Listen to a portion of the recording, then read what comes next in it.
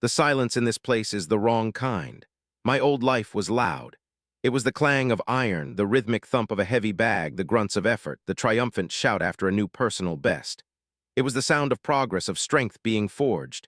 The gym was never quiet, not really, even in the dead of night when I'd be in there alone, planning the next day, the air still humming with the energy of 1,000 workouts. Now the silence is just empty. It's the silence of this small rented room, the silence of a man who has nothing left to say because he's already said all the sorries and all the I don't knows. I used to be able to tell you the precise poundage a person could lift just by looking at them. I understood the mechanics of the human body, the delicate dance of muscle and bone. But I knew nothing about the brutal mechanics of business, the way a bigger predator can just swallow you whole without a second thought. My dream was born from sweat and calluses. For years, I'd worked in soulless corporate gyms, places with more flat-screen TVs than squat racks, where the trainers were more like salesmen pushing protein shakes and long-term contracts. I hated it. I saw fitness as something sacred, a journey of self-discovery, not a line item on a balance sheet. I dreamed of a different kind of place, a gym with character, with grit. A place where the equipment was well-worn but perfectly maintained, where the music was loud and the atmosphere was one of mutual support. I didn't want customers, I wanted a community. I wanted to build a tribe. My wife, she saw the fire in my eyes. She was the one who pushed me. "You should do it," she'd say over dinner, her hand covering mine. "You have the passion, you can make it work." Her belief in me was the most dangerous and beautiful thing in the world, so we did it. We took the plunge. We liquidated every asset we had. The modest portfolio of shares my grandfather had left me cashed out. Our savings, built up over a decade of careful budgeting, gone in a single wire transfer. We took out a second mortgage on our small house, a move that felt like betting our entire past on a single roll of the dice. That initial investment felt terrifying and exhilarating, like standing at the edge of a cliff, ready to fly. I was so blinded by the vision, by the dream of what I was building, that I ignored every red flag. I had no real risk management strategy. My business plan was more of a manifesto, filled with passion and ideals but dangerously thin on actual financial projections. I was a fitness expert, not a businessman, and I was too arrogant to admit it. The first few months were pure magic. I found the perfect location, an old warehouse with high ceilings and exposed brick. It had soul. We spent weeks renovating it ourselves, our friends and family helping out. I remember painting the walls late into the night, my wife beside me, her hair dotted with white paint, both of us exhausted and deliriously happy. Every dollar we spent was a stretch. The equipment loan was a mountain of debt that loomed over us. But when the trucks arrived and we started unloading the brand new racks, benches, and dumbbells, it felt like Christmas morning. The smell of new rubber and steel was the smell of my dream coming to life. We called it the Iron Forge, a place where people came to build themselves, and for a while they did. The opening day was a huge success. We were packed. People were drawn to the atmosphere, the sense of community that I had been so desperate to create. I knew every member by name. I knew their goals, their struggles, their triumphs. I'd be there at 5 a.m. to open up, and I'd be the last one to leave, mopping the floors myself long after midnight. It wasn't work, it was my life. The income started to trickle in, then flow. We were meeting our loan payments, paying our suppliers, even had a little left over. My wife would handle the books, and for the first 6 months her tired smiles were genuine. We were doing it. We were actually doing it. We had created a small, thriving ecosystem, a sanctuary from the cold, impersonal world outside. The members became a family. They de-organize barbecues in the parking lot, support each other during competitions, even babysit each other's kids. It was everything I had dreamed of. And in my happiness, in my naive belief that good intentions and hard work were enough, I became complacent. I didn't see the storm gathering on the horizon. The first I heard of it was a small flyer tucked under my windshield wiper. A glossy, professionally designed piece of marketing that screamed money. Apex Fitness, the future of fitness is here. Grand opening soon. Pre-sale memberships starting at $9.99 month. My heart sank. Apex Fitness. I'd heard the name. They were a massive national chain, the Walmart of gyms. They moved into a neighborhood, slashed prices to an unsustainable level, bled all the small, independent gyms dry, and then once the competition was eliminated, they'd slowly raise their prices back up. It was a well-documented, predatory business model. I looked at the address on the flyer. A massive new retail space, 3 blocks away from my gym. 3 blocks. They were planting their flag right on my doorstep. I crumpled the flyer in my hand, the glossy paper crinkling in the sudden deafening silence of my own thoughts. The clang of iron in my gym suddenly sounded very far away, like a memory from a different lifetime. That night I showed the flyer to my wife. I tried to sound confident, dismissive. "They're a corporation," I said. "They don't have what we have. They don't have the community. They don't have the soul." She looked at me, her eyes filled with a love and a worry that were so intertwined it was impossible to tell them apart. She didn't say anything. She didn't have to. We both knew that soul doesn't pay the bills, and our soul was about to be put to the ultimate test. The future of fitness was coming, and it was coming to destroy us. The construction of Apex Fitness was a daily, unavoidable reminder of my impending doom. I'd drive past it on my way to my own gym, watching the massive, soulless box of a building rise from the ground with sickening speed. They had teams of workers there around the clock, the floodlights turning night into a garish, artificial day. It was a monument to everything I hated, corporate, impersonal, and built on a foundation of obscene amounts of money. My little gym, the Iron Forge, felt like a hand-crafted rowboat, and I was watching them build a battleship in my harbor. Their marketing campaign was an onslaught. Billboards, radio ads, an army of young, smiling salespeople in branded polo shirts handing out flyers in the grocery store parking lot. Their pre-sale offer was a killer, a year's membership for what I had to charge for 2 months. They had a swimming pool, a sauna, a juice bar, and rows upon rows of the latest, fanciest equipment, most of which was designed more for Instagram selfies than for actual training. It was overwhelming. The day they opened, a wave of cancellations hit me. It started as a trickle. A few members came to me, their faces etched with guilt, stammering apologies. "It's just the price," they'd say. "With the kids and everything, we have to save money." Or, "My wife wants to use the pool." I'd nod and smile, telling them I understood, wishing them the best, while inside, each cancellation felt like a physical blow. I had poured my heart and soul into this place, and it was being abandoned for a cheaper price and a smoothie bar. I tried to fight back. I put up signs in my gym emphasizing our community, our personalized approach. "You are not a number here.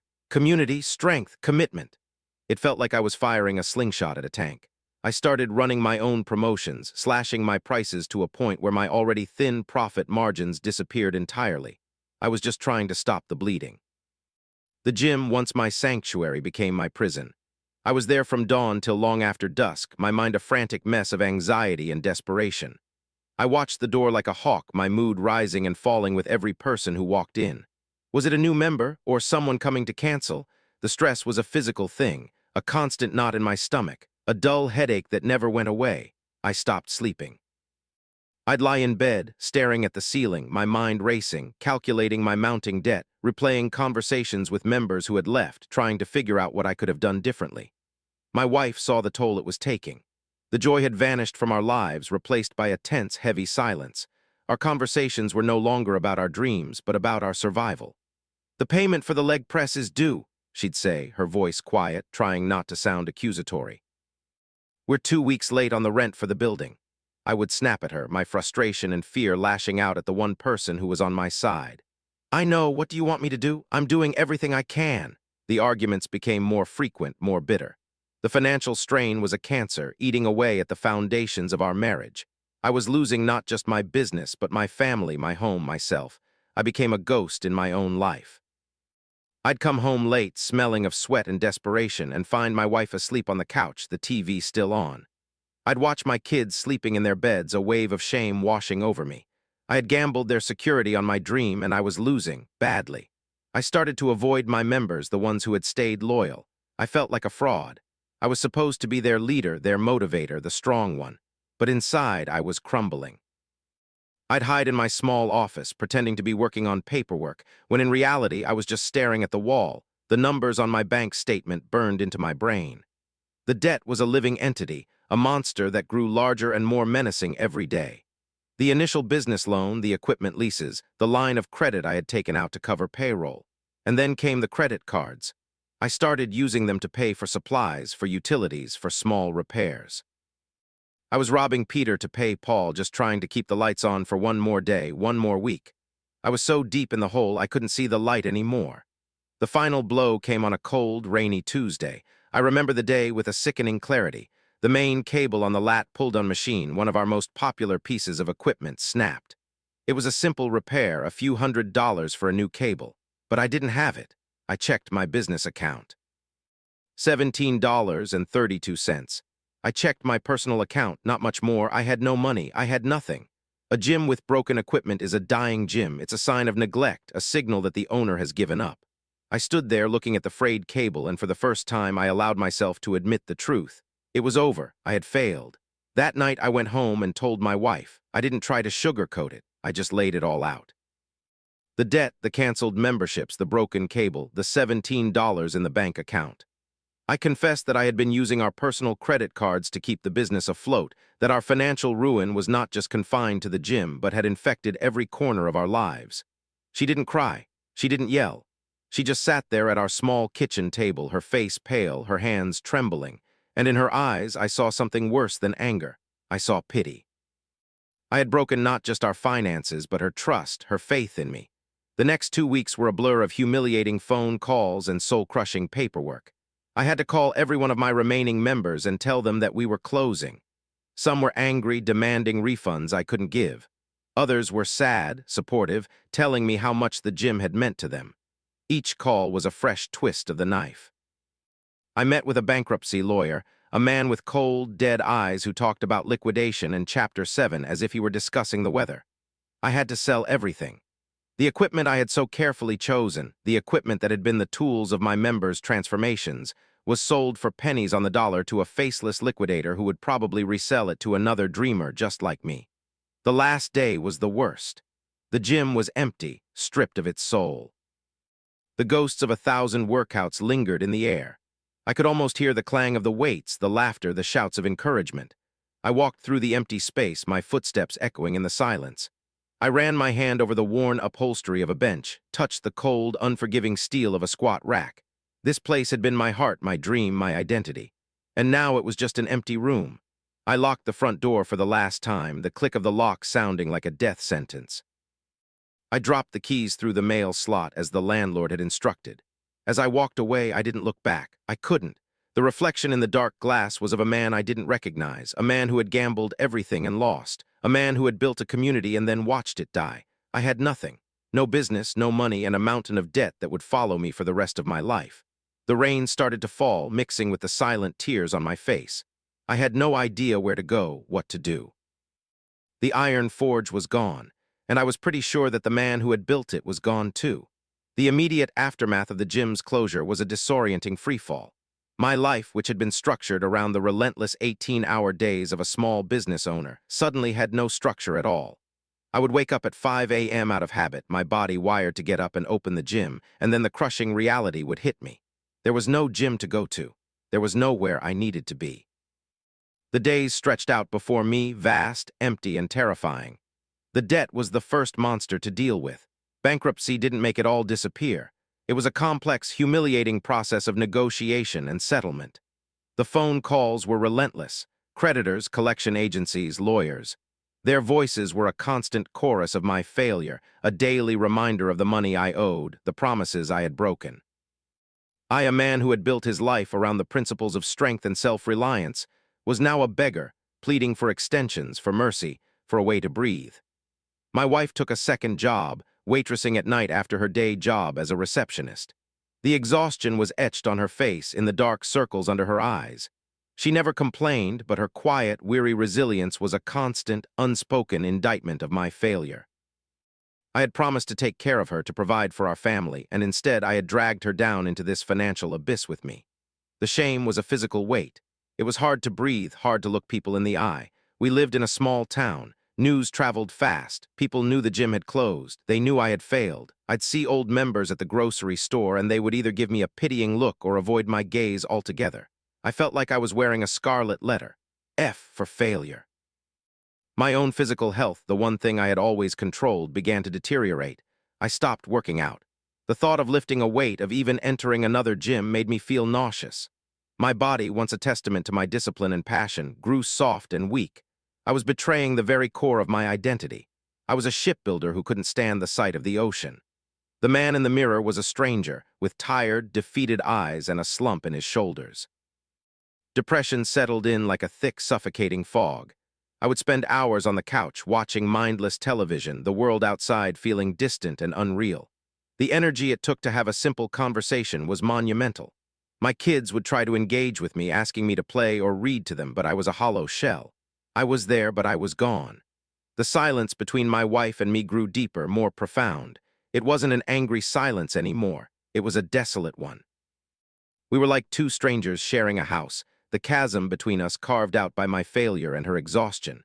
We had lost our shared dream, and in its place was just the grim reality of survival. Rock bottom wasn't a sudden crash. It was a slow, grinding descent. For me, it came one afternoon when I was cleaning out the garage, trying to find things to sell for a few extra dollars. In the back, under an old tarp, I found the original sign for the iron forge. It was a beautiful, handcrafted sign my father, a carpenter, had made for me as a gift for the grand opening. I ran my fingers over the carved letters, and the memories came flooding back. The hope, the excitement, the pride I had felt on that first day.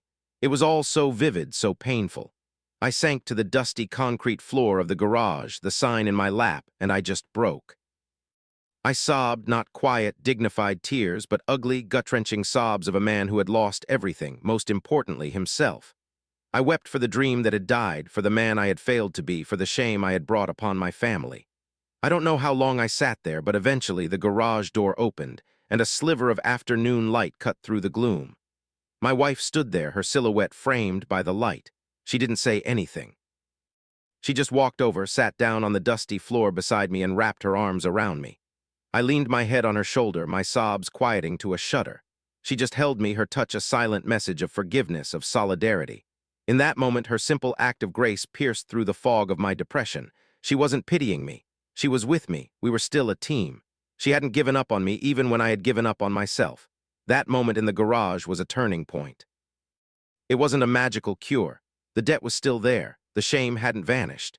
But a tiny, flickering flame of hope had been ignited in the darkness. I realized I had been so focused on what I had lost that I had been blind to what I still had. I had a wife who loved me, who stood by me even at my absolute worst. I had two beautiful children who needed their father back. I had my health, my knowledge, my own two hands. My business had failed, but I was not a failure. My identity was not tied to a building, to a balance sheet. It was tied to my character, to my ability to get back up after being knocked down, and I had been knocked down harder than I ever thought possible. The next morning, I woke up before dawn, just like I used to, but instead of dread, I felt a flicker of purpose. I put on my old running shoes, the ones that had been gathering dust in the back of the closet. I stepped out into the cool, pre-dawn air, and I started to run. It was a slow, painful shuffle at first. My lungs burned, my legs ached. Every step was a struggle, but I kept going. I ran past the darkened storefront that used to be my gym, and for the first time, I didn't feel a pang of loss. I felt a sense of closure. That chapter was over. As the sun began to rise, casting a warm, golden glow over the sleeping town, I felt something shift inside me. The fog was beginning to lift. I was still broke. I was still in debt. My future was a terrifying, uncertain blank page, but I was running. I was moving forward, and for the first time in a very long time, I felt like I might be okay. The journey back would be long, but it had to start with a single step, and I had just taken it. That first run was the beginning of my resurrection. I started reclaiming my physical self, not out of vanity, but out of a need to feel strong again, to feel capable. I couldn't afford a gym membership, and frankly, I wouldn't have gone even if I could. So the world became my gym. I ran on the local high school track. I did pull-ups on the monkey bars at the kids' playground. I did push-ups and bodyweight squats in my living room. I rediscovered the pure, simple joy of movement, divorced from any financial goal or business plan. It was just me and my body, getting stronger one day at a time. The physical discipline started to bleed into other areas of my life. I couldn't control the mountain of debt, but I could control my response to it. My wife and I sat down and created a new, brutally honest budget. We cut out every non-essential expense. No more takeout, no more cable TV, no more subscriptions. We became a team, united against a common enemy, our debt. Facing it together instead of letting it tear us apart made all the difference. I needed a job, any job. The thought of writing a resume, of trying to explain the massive, multi-$100,000 failure on my record was daunting, so I didn't. I swallowed my pride and went back to what I knew before the gym, manual labor. I got a job with a local landscaping company. It was hard, physical work. Mowing lawns, digging holes, hauling bags of mulch under the hot sun. It was humbling. A few times, I even worked on the lawns of former members of my gym. It was a stark reminder of how far I had fallen, but the work was honest. At the end of a long day, my muscles ached, my hands were raw, but my mind was quiet. There was a simple, profound satisfaction in being exhausted from real work, in earning a steady, predictable paycheck, no matter how small. I was providing for my family again. That was a feeling no amount of money could buy. One Saturday morning, I was working out at the park when one of my old, loyal members from the Iron Forge saw me. He was a guy in his late 50s who had transformed his health at my gym. He came over, a genuine smile on his face, and told me how much he missed the place, how he'd tried Apex Fitness but hated the impersonal atmosphere. "It's just not the same," he said. "Nobody cares there. You cared." Then he asked me a question that would change everything. "Would you ever consider training a few of us? Here in the park, we'd pay you, of course." I was hesitant at first. The thought of turning my passion into a business again, even on a small scale, was terrifying. I was afraid to fail again. But then I looked at his hopeful face and I saw a handful of other former members jogging in the park. My tribe. They hadn't disappeared, they had just been scattered. I agreed. I started with a small group of 5 people. We met in the park 3 mornings a week at sunrise. I didn't have any fancy equipment. We used resistance bands, park benches, and our own body weight. I didn't have a business plan or a marketing strategy. I just had my knowledge and my passion for helping people get stronger. It was pure. It was real. Word started to spread. The group grew. 10 people, then 20. They were a mix of old members and new faces, people who were tired of the corporate gym scene and were looking for something more. They paid me in cash at the end of each week, whatever they could afford. It wasn't a lot of money, but it was extra income, and it was helping us chip away at the debt faster. More importantly, it gave me back my purpose. I was a coach again. I was a leader. I was building a community, not with brick and mortar, but with sweat, encouragement, and shared effort. My wife saw the change in me. The old spark was back in my eyes. I was smiling again. Our home, which had been filled with so much tension and despair, was now filled with a quiet contentment. We were a team again in every sense of the word. We didn't have much, but we had each other, and we were happy. Years passed. We never fully recovered financially in the sense of becoming wealthy. We never bought another house. We continued to live a simple, frugal life, but we got out of debt. We paid back every single penny. The day we sent the final check to the last creditor was a day of quiet, profound celebration. We were free. My little park boot camp evolved. It became my full-time job. I got certified, I got insurance, and I ran it as a legitimate small-scale business, but I kept it simple. No overhead, no expensive leases, no soul-crushing debt. My income was modest, but my life was rich. I had a job I loved, a family that was strong and united, and a community of people who I was genuinely helping. One evening, my son, now in high school, was doing his homework at the kitchen table. It was a project for his economics class about entrepreneurship. He looked up at me and said, "Dad, do you think your gym was a failure?" I thought about his question for a long time. The old me would have said yes, unequivocally. It was a financial catastrophe, a source of immense shame and regret. But the man I had become, the man forged in the fires of that failure, saw things differently. "The business failed," I told him. "Spectacularly. It was the biggest financial mistake of my life, but the idea behind it, the community we built, the people we helped, that wasn't a failure. I just had to lose the building to realize that the gym was never about the 4 walls around it. It was about the people." He nodded, a look of understanding on his face. I had lost everything I thought I wanted. The business, the status, the dream of being a successful entrepreneur. But in losing it all, I had found what I actually needed. A simpler life, a stronger marriage, a more authentic connection to my passion and my purpose. I had learned that success isn't about the size of your bank account. It's about the richness of your life. It's about being able to look yourself in the mirror and be proud of the person you see. I still see the massive Apex Fitness building every day. It's always busy, a constant churn of people on treadmills, staring at screens. I don't feel anger or resentment anymore. I just feel a quiet sense of gratitude. Its arrival in my town was the catalyst for my destruction, but it was also the catalyst for my rebirth. It took everything from me, and in doing so, it gave me back myself. What would you have done if you were in the same situation? Maybe you've gone through something similar, or maybe you see it differently. Write your thoughts in the comments. I'll be reading them, and I know others will find strength in your words too.